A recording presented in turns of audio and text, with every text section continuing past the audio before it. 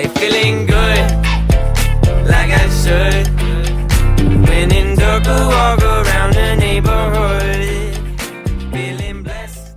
Hello, ninth grade. It is so great to have you join me once again so we can continue learning together. Today is Tuesday, May 12th, and our objectives for today are to practice using adverb phrases in comparative form, as well as use the phrase be likely to express probability. Let's get started. If you turn to page 383 from your textbooks, you are going to find the first grammar topic we will discuss today. It's adverb phrases in comparative form. How can we modify an adverb? Remember that an adverb is already a word or a phrase that modifies another adverb or a verb. In this case, we can use a comparative structure to modify adverbs. For example, you can get to work by car more comfortably than by bicycle. In this case, more comfortably than would be our comparative form. Remember, most adverbs are words ending in ly, like you see in the examples here, but not all of them end in ly. Now, as with using comparative forms for adjectives, you can intensify a comparison in an adverb phrase. How can you do it? When you use words such as much, far, a lot, quite a lot, a great deal, a good deal, or a good bit. For example, with this browser, we will be able to search information much more quickly than before. So, you can use the phrase more plus the adverb than to use the normal degree of comparison, and if you want to intensify it, then you can use the words suggested here. Let's do some work together. Now, moving on to item A of this page, you're supposed to complete the verbs with an appropriate adverb form and include some of the intensifiers that were mentioned previously. Now, I'll give you sample sentences, but again, you can think of your own answers. This is just to give you an idea on how to form examples. Number 1 says, Charles often works late at the office, but Steve works a lot more than Charles. Could be. Number 2, Sarah thought she had arrived early to the party, but Sam had arrived a good bit before. Sheila performed relatively well on the test, but her sister performed a great deal better. I go to the movies regularly during the summer, but quite a lot more during the winter, for example. Now, here are the possible answers you could have for this exercise. Again, you can fill it out independently if you want to. This is just for you to kind of see how to form the sentences using this structure. Let's move on to page 384. Now, for item B, you're supposed to unscramble the words to make sentences and questions. So you have all the words that you need here. You just have to reorganize them and write the sentence correctly.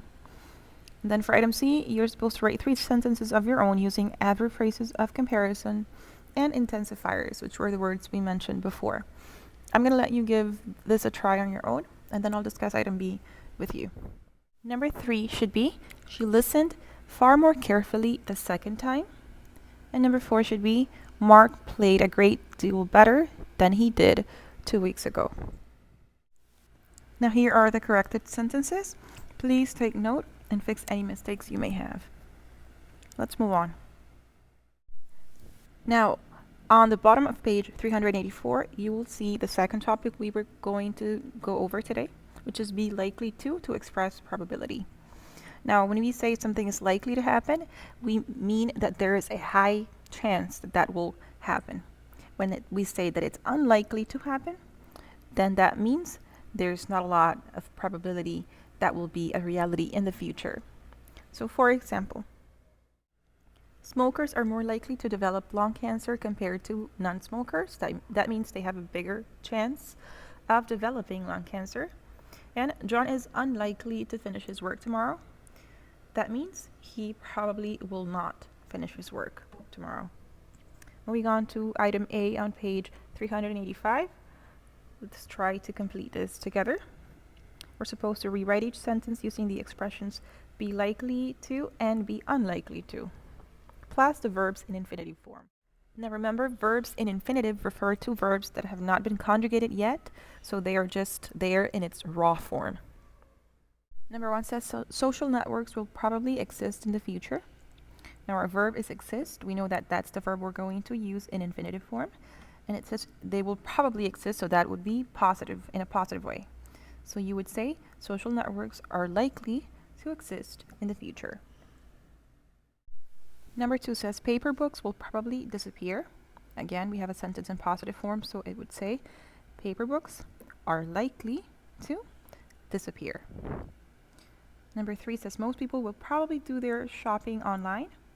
So most people are likely to do their shopping online. Number 4 says, in my opinion, social networks will not affect relationships. And if you notice, this is the first negative sentence that we have.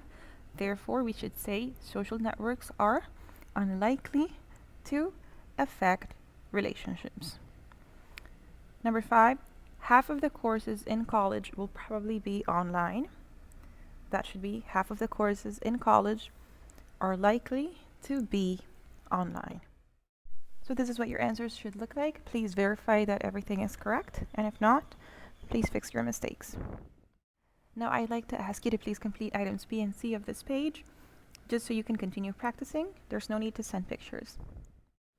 And once we are done with that, that is it for today's lesson. Thank you once again for watching and joining me. Don't forget to subscribe.